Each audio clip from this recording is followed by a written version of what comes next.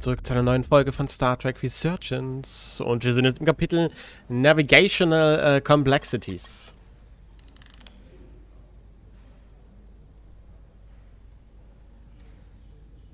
Mr. Diaz, I understand you have already discussed the warp drive failure with Ambassador Spock?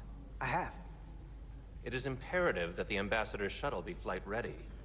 I need you both to ascertain the root cause of the system failures he encountered. I'm surprised, Commander. I thought you would have wanted to work on Ambassador Spock's shuttle yourself. I respect the Ambassador and his many accomplishments, but I do not derive any satisfaction from interacting with his shuttle as if it were somehow transubstantiated through its association with him.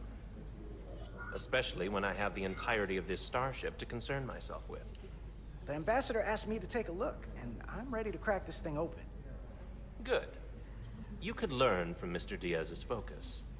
I'll take notes. Then I will leave you to it. Make note of any abnormalities in your report. Carry on. One nice thing about Vulcans. Chovak is the only person who didn't look at this and treat me like I was something to pity. Doc says I should get used to it. Doesn't mean I want to be reminded of it every minute of the day. I don't know what you're talking about. Nothing to see here. Good. Look, I hate saying this, but every once in a while you shouldn't listen to me. Like when I'm half concussed telling you to go first. This isn't one of those times, though. Come on, let's get to the bottom of this. Okay. Ready to go? All set. Let's run the diagnostic. Okay, diagnostizieren. Da, hallo? Okay. Beginn. So, I know about your talk with Miranda. You do? Uh-oh. She sent me a Priority 1 dispatch right after your conversation. Uh-oh. I'm happy for you. Both of you. Thanks. But I'm only going to tell you this once. Don't screw this up. Because I would be very unhappy if you tried this out and then, I don't know, 6 weeks or 6 days later, I have to start splitting holidays between the two of you. All because things went south and you're not on speaking terms. Das ist nicht fair. It's not gonna happen, okay? Das ist doch Why gemein. are you even going there? We haven't even gone on a date yet. I just want you to know where I stand. Ja, okay. I like my friends and I like our group. I don't want to lose that. Is that thing done yet? Yeah, it's wrapping up. Ist sie eifersüchtig? The relays along the primary EPS are blown. The backup relays are all intact. An EPS overload from the warp drive could cause that. But how did the shuttle end up dead in the water? Huh. Well, maybe the ship's data recorder can tell us something. Data Recorder.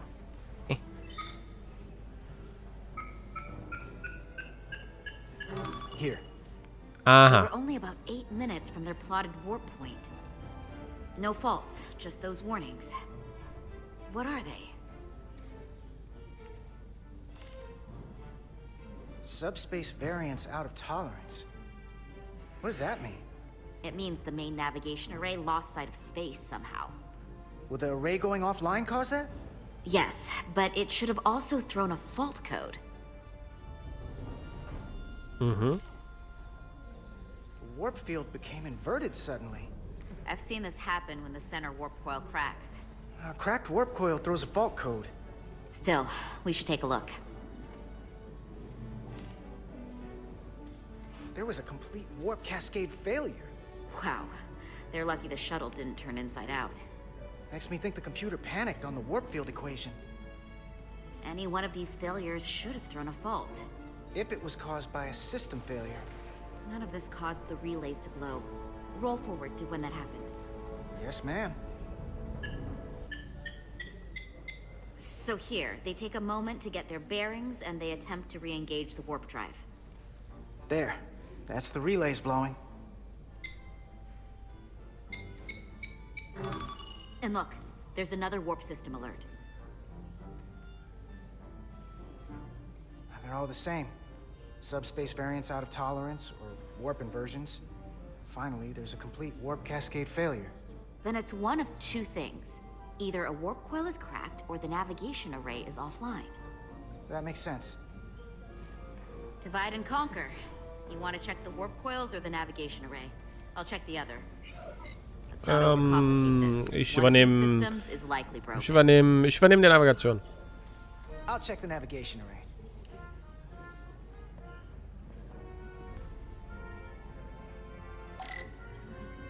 Okay, dein Tricorder kann Dinge aufzeichnen und Daten analysieren. Damit kannst du Dinge sehen, die du sonst nicht sehen könntest. Nutze Taste 2. Okay, du musst be close. Okay.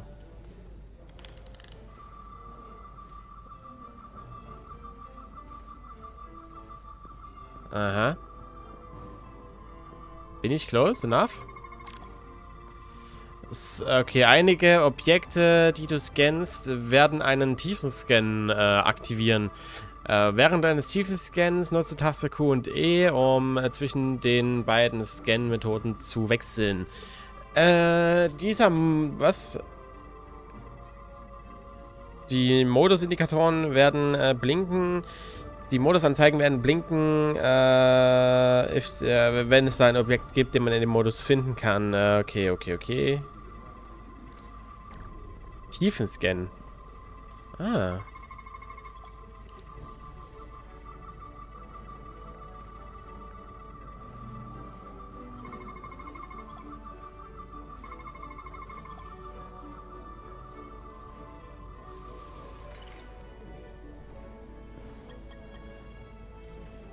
Navigation array checks out, so it must be a coil.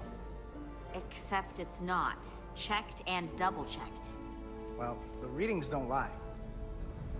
Here comes the security detail for the way team.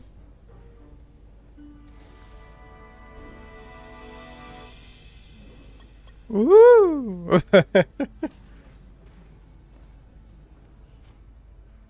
Hey. I'm not here. We're escorting the negotiating team to the surface as soon as they come down from the bridge. I don't want to interrupt some important work. I was just hoping to see you before I go. The captain and the others will be here any minute now. Should be an interesting ride down to the surface. Come on, I'm never too busy to make time for you. That's not true. No, but I am glad you came by. Now that's more accurate. I gotta be precise with you, huh? Hey, Maris. Aren't these those button pushers you're always hanging out with? And you're the phaser jockeys we always beat in Parisi squares, right? All aboard for Hotari. That another one of the captain's railroad things? Gotta be. I just usually zone out by the time he gets to the whole, steam engines were the warp drives of their day part. Catch y'all later. You don't want to miss your train. I do have to go.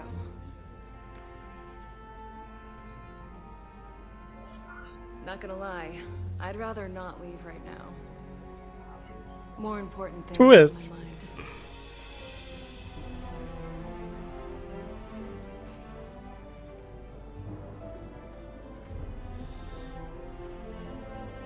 That was nice. Yeah, it was. Save some of that for when I get back. You've got a deal. Tschüss. Bis später. Be seeing you.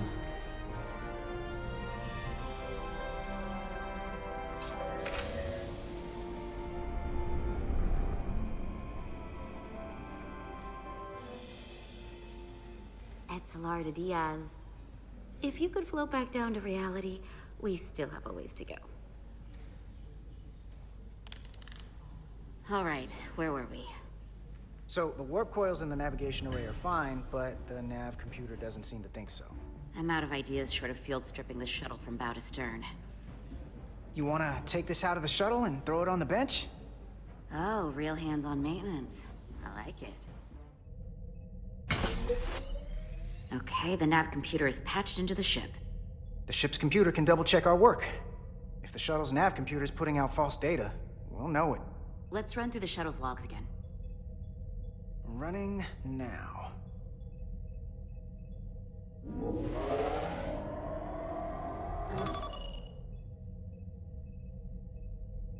Same. Warp field inversion and a cascade failure. However, the Resolute computer doesn't show the same subspace variance. We're in the same conditions that the shuttle was in when it failed. Why wouldn't the ship's computer get a matching result? What if the subspace variance was a momentary occurrence? That's a possibility, and it would explain why the simulation under our current sensor readings failed to reproduce the issue. But a subspace anomaly strong enough to cause a warp field collapse would leave graviton ripples for days. Let's run with the momentary subspace variance theory for now. Roll forward to the shuttle's attempt to re-engage the warp drive. We need the conditions of space around the shuttle at the moment of warp failure. Resuming simulation. Okay. Error in warp field calculation. Cochrane formula variables are out of range. That right there. Take the shuttle sensor data from that moment. Computer, why did the warp field calculation fail? Warp field pressure return non-orthogonal. Results are undefined. That doesn't help. Wait, what if we use a different ship? Put the Resolute into the simulation instead of the shuttle. Yeah, it should warp just fine. Unless... Computer, run the simulation with the Resolute.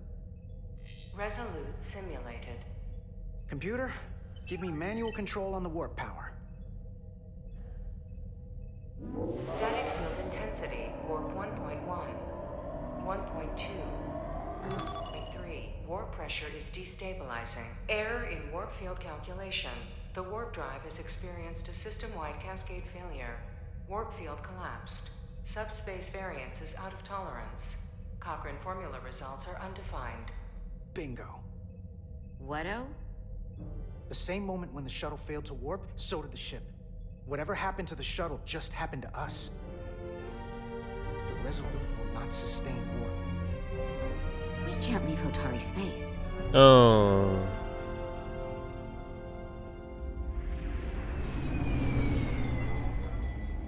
Eine Falle?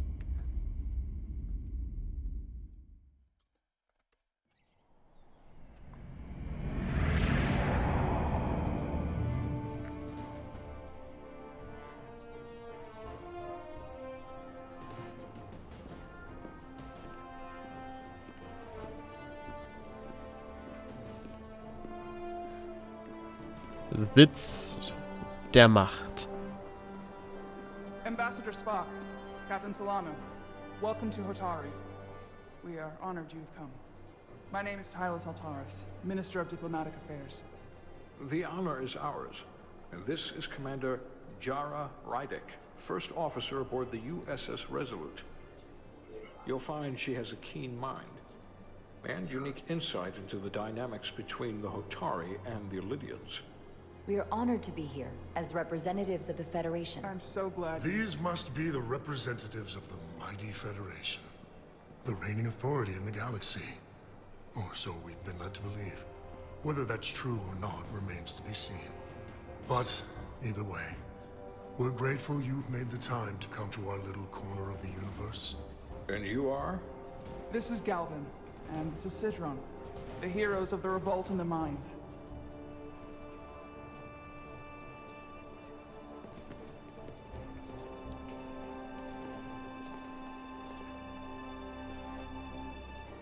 Let's hope this is the last time we ever have to come here. If you'll excuse me.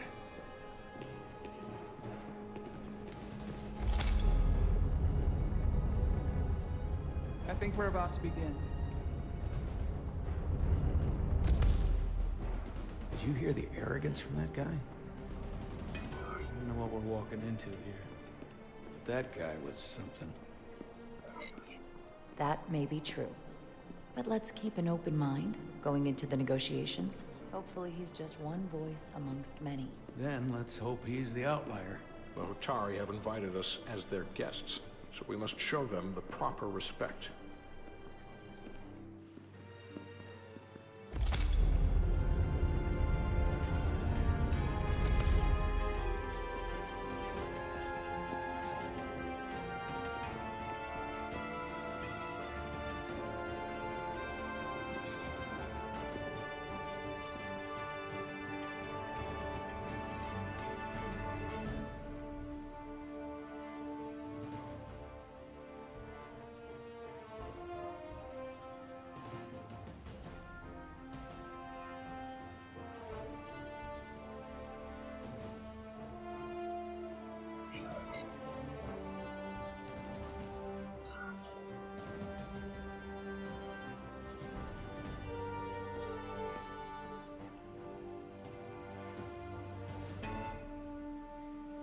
Ambassador Spock, welcome to Holtari Prime. The honor is mine, Your Majesty. That the Federation would send one of their most respected representatives is not only an honor to the Holtari people and their queen, but a recognition of our stature and importance. Let's get on with it, shall we? With all due respect to the Federation and their ambassador, they have no authority here. We are not members of their alliance. We are not subject to their rule, nor yours. We demand the immediate return of all mining operations to Elydian control, as it has been for centuries and will be for centuries more. That has always been our understanding. That understanding has changed. Then you invite war! And if you cannot remain silent, you will be silenced. But his point is well taken. What is the Federation's interest in this matter? Perhaps you would have us trade one oppressor for another? The Federation remains neutral. Our only interest is the peaceful resolution of this conflict. We are here at your request, Your Majesty. For now. I'm trying to keep an open mind here, but it's not easy. I thought they wanted us here. Was there something you wanted to say, Captain? Oh, no. My apologies. And what about the Kobliad? She's not part She can speak for herself, can't she? Then let her. Was?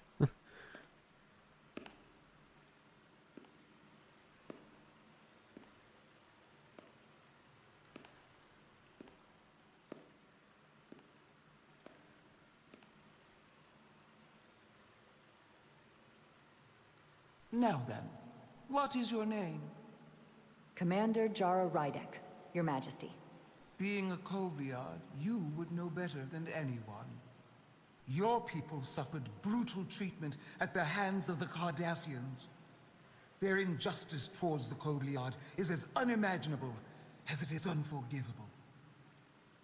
Not unlike how we have been treated by the Elydians. As much as they'd have you believe they are the victims here, remember it was the Hotari who attacked us. Hundreds of innocent Elydians were slaughtered without mercy in those mines. The blood is on their hands, not ours. Quiet! If after all the Kobliad suffered, you finally had the chance to right that wrong, to get out from under their control, would you take it? Or would you negotiate a peace?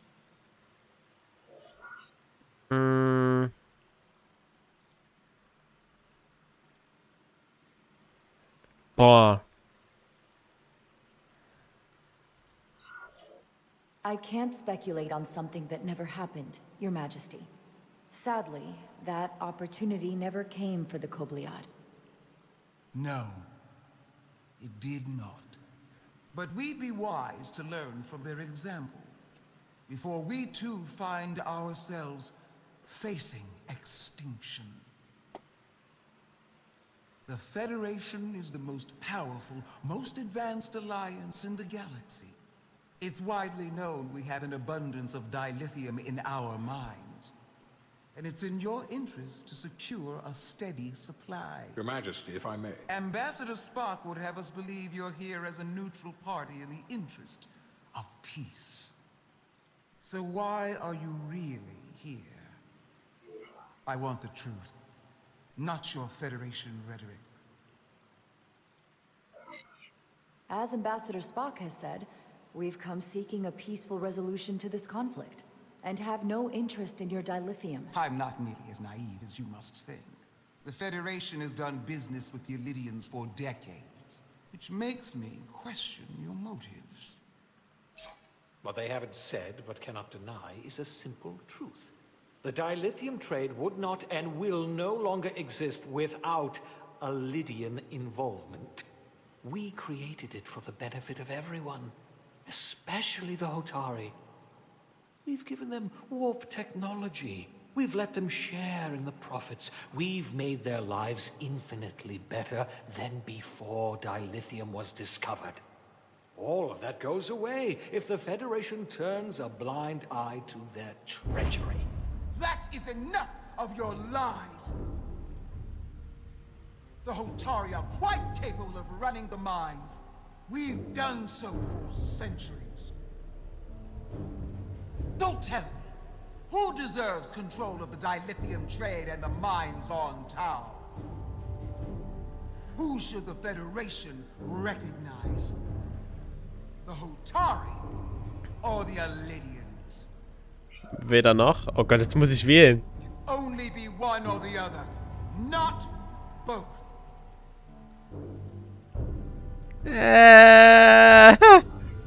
If I have to choose only one, then it would have to be the Hotari. Well said. How could the just and wise Federation make any other choice? This is an outrage. The Federation has lost all credibility. Mines are ours. Lydia will not be deterred. We will take back our mines by any means necessary. Then you will see more blood spilled. I am more than willing to address your concerns, Your Majesty. Yours as well, Representative. But I suggest we could have a more productive conversation with a smaller group. Perhaps only the most essential representatives.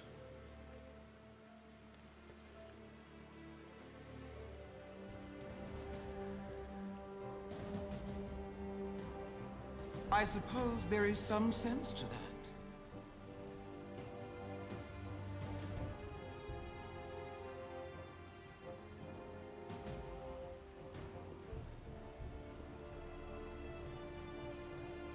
I hope we meet again, Jara Ryder.